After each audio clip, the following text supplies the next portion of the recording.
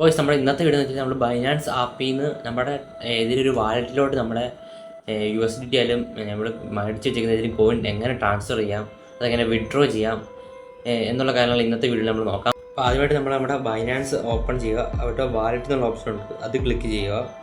എന്നിട്ട് മണ്ടയ്ക്ക് സ്പോട്ട് എടുത്തിട്ട് അവിടെ വിഡ്രോ എന്നുള്ള ഓപ്ഷൻ ഉണ്ട്, അത് ക്ലിക്ക് ചെയ്യുക. അത് കഴിഞ്ഞ് നമുക്ക് USDT ആണ് ചെയ്യേണ്ടത്. അത് നമുക്ക് ഏത് കോയിനാണോ വേണ്ടത് ആ കോയിൻ നമ്മൾ ആദ്യം സെർച്ച് ചെയ്യുക. നമുക്ക് ഡോജ് കോയിനാണ് ഇപ്പോൾ നമ്മുടെ വാലറ്റിലോട്ട് മാറ്റുന്നത്, അത് ആദ്യം സെലക്ട് ചെയ്യുക. അതിനുശേഷം നമുക്ക് ഏത് കോയിനാണോ റിസീവ് ചെയ്യേണ്ടത് അത് അവിടെ റിസീവിൻ്റെ അവിടെ സെലക്ട് ചെയ്യുക.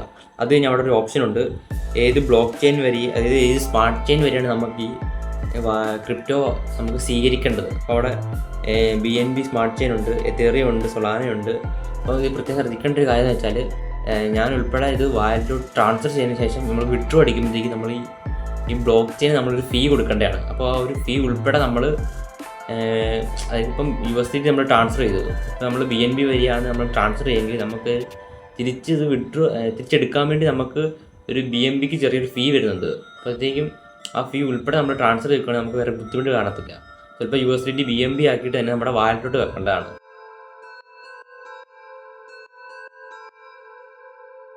അല്ലെങ്കിൽ വിഡ്രോ അടിക്കുന്ന സമയത്ത് അവർ നമ്മുടെ ഫീ ചോദിക്കുകയും നമ്മുടെ ഇരിക്കുന്ന USDT ഫുള്ള് നമ്മൾ വാലറ്റിലോട്ട് മാറ്റുകയും ചെയ്ത് നമുക്ക് തിരിച്ച് വിഡ്രോ അടിക്കാൻ പറ്റത്തില്ല. ഈ USDT നമ്മൾ BNBയിലോട്ട് വാലറ്റ് വെച്ച് കൺവേർട്ട് ചെയ്യാൻ ശ്രമിക്കുവാണെങ്കിൽ അവിടെ ഒരു ഫീ ചോദിക്കുന്നതായിരിക്കും. അപ്പോൾ ആ ഫീ നമ്മൾ പേ ചെയ്യാൻ വേണ്ടി വീണ്ടും എക്സ്ട്രാ നമ്മൾ പൈസ ആഡ് ചെയ്ത് വീണ്ടും ഈ വാലറ്റിലോട്ട് കയറ്റി പിന്നെ അത് BNB ആക്കേണ്ട വരുന്നതായിരിക്കും.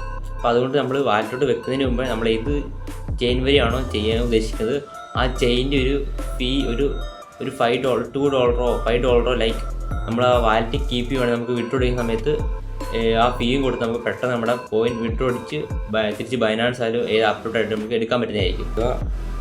അതിനുശേഷം അവിടെ റിസീവ് എന്ന് പറഞ്ഞൊരു ഓപ്ഷനുണ്ട്.